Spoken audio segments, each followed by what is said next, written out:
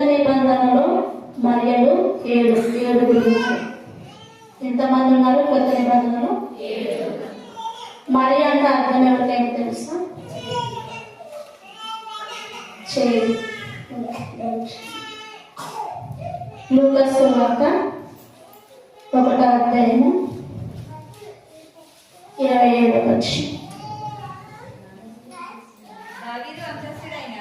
దావీదు వంశస్థుడైన యోసేపును ఒక పురుషునికి ప్రదానము చేయబడిన కన్యక యొద్దకు దేవుని చేత పంపబడింది.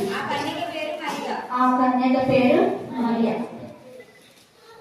గాబ్రియేలు దేవుడు గలిలయలోని నజరేతు అనే ఊరిలో దావీదు వంశస్థుడైన యోసేపుకు ఒక కన్యకను ప్రదానము చేశారు.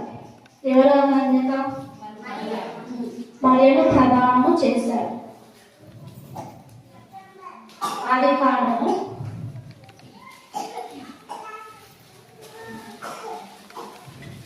24:16.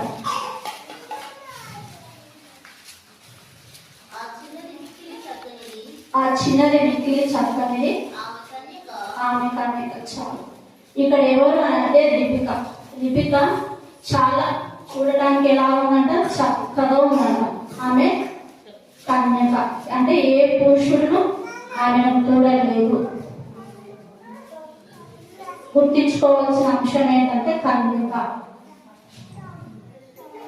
యెషయా గ్రంథము 7వ అధ్యాయము 14.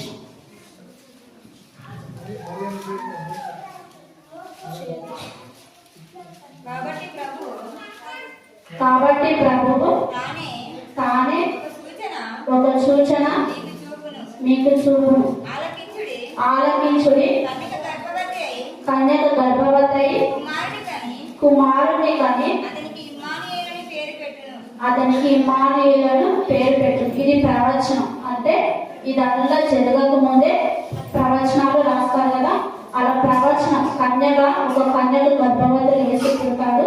ఆయన మన పాపాలని మోసుకొని మనకు రక్షణ ఇస్తాడని ఇది ప్రవచనం ద్వారా నెరవేర్చాడు. లూకాసు సువార్త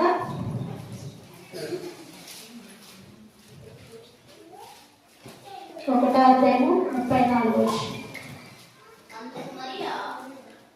అందుకు మరియ,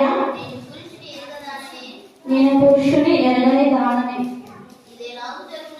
ఇదేలాగో జరుగునని దూతతో అనగా ఆమె పరిశుద్ధాత్మ వలన